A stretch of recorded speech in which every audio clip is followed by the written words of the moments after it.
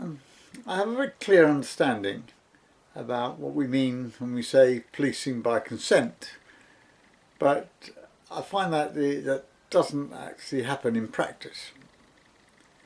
And as the decades pass, we seem to become far removed from the police, who seem to act in the way that they think proper, not from what the community need.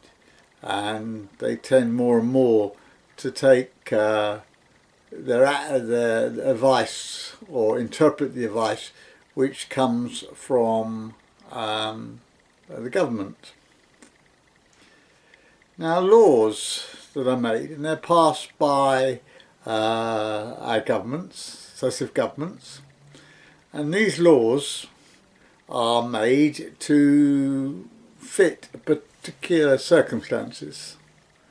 And what happens is that they become so rigid, and the police officers are asked to interpret these laws. Now, there are so many laws, I mean, huge, thousands, hundreds of thousands of laws, and police officers cannot be expected to know what these laws are.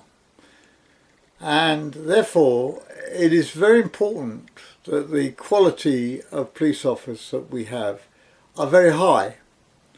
And I really don't think that any policing can be done by people who are below 40. I think you need a wide range of experiences and understanding of the complexities of human beings before you can start dealing with people. The other thing is, I think that when we talk about policing by consent, each community is so very different and has different needs. So if we are talking about policing by consent, therefore I would think that districts of about 10,000 people should be able then to liaise with officers within that area and determine the way they want policing. And each particular community will have different needs. The idea that every community has the same needs is ridiculous. The also that is important is building up a relationship for the police officers within that community and getting to know the people within that community. Now, during the 30s, during the Depression, a lot of highly educated men and women joined the joined the police service because there was a lack of work, and the police were able to recruit people of very high calibre. These people weren't interested in a career of policing and reaching status. Many of them remained on the beat for 30 years, knew their community and knew how to work within that community. And the remit of the community wasn't so much about arresting people, arresting when crimes have been done. It was to prevent crime. And this is an indicator of a civilised society.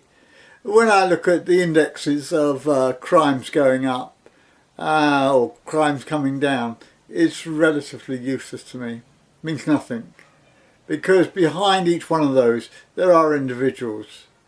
And if you've been burgled, and many of us have, and some of us many times, we know the feeling of coming into a house that has been violated. And we would prefer, of course, that the burglary hadn't taken place. So it's this prevention that is really important. And this starts at a very early age when the policemen are around the streets and they're supported by the community and they have consent. So when there is bad, youngsters, and this is really important, create antisocial behaviour within their community, it's important there are some authority figures that can come in and intervene and take the children back to their parents and then discuss it with their parents, strategies for dealing with that child. If the parents cannot deal with the child, then it's very important that the people within the community then have a say about how that problem should be resolved. And there are many different ways of resolving that problem. And it may be that there is a lack of youth facilities within the area. There's no place to go, and it may be that setting up some sort of cafe for young people that they can meet and listen to music and share ideas and confide to an older person things that are troubling them. Also, they will then know if there are people there who have addiction. And how then can that be resolved, and working with the community to deal with that, as well as with the homeless. So whether our community is full of shops and or not, or just private dwellings, or a mixture of two, or whatever the community is, they will have different needs, and we need to look at these needs, and the police need guidance. The idea that that the police should be directed from above by senior officers, to me, is anathema.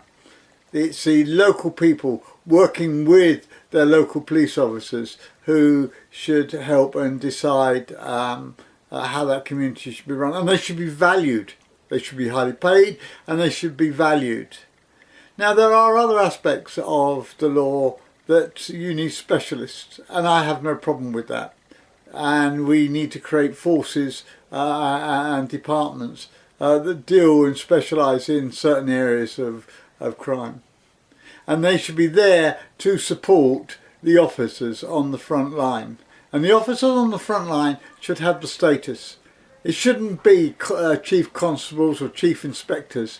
The most important person is the police constable in the front line, and they should be given status, and they should work within that community and given the support not only by the community but by the wider police force, and they should be serviced by the wider police force. It's not them to service the wider police force, it's for them to be serviced and supported by other people.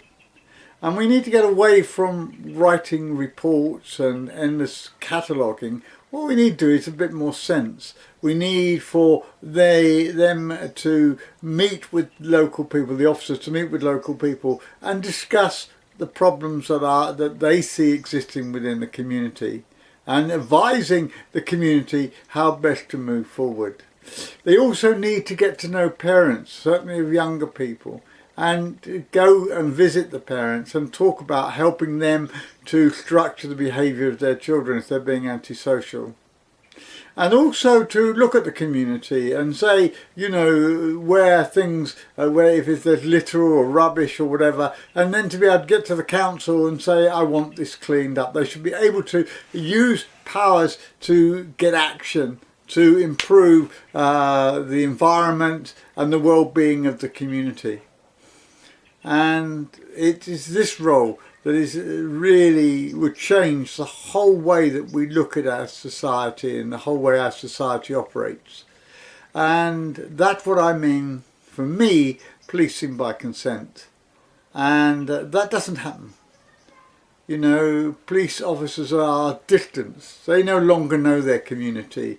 And they see them, whatever role they see themselves in, it's in many cases it's of disciplinarians, really, like the hard perception that they have of their role, that they are there to catch criminals and then they should be punished, and that isn't a role at all that is needed.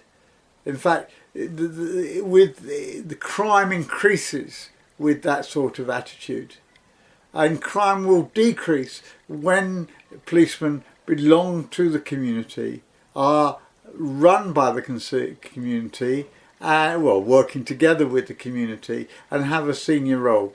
And then they will become respected authority figures within society. At the moment, they're derided and they have very little status, and in many communities not liked at all or not known, and they're aliens, and we need to change that. So we could have a much better society if we change it, become more positive about what people can do, and we need to become more involved in our societies and saying just what we need for our communities.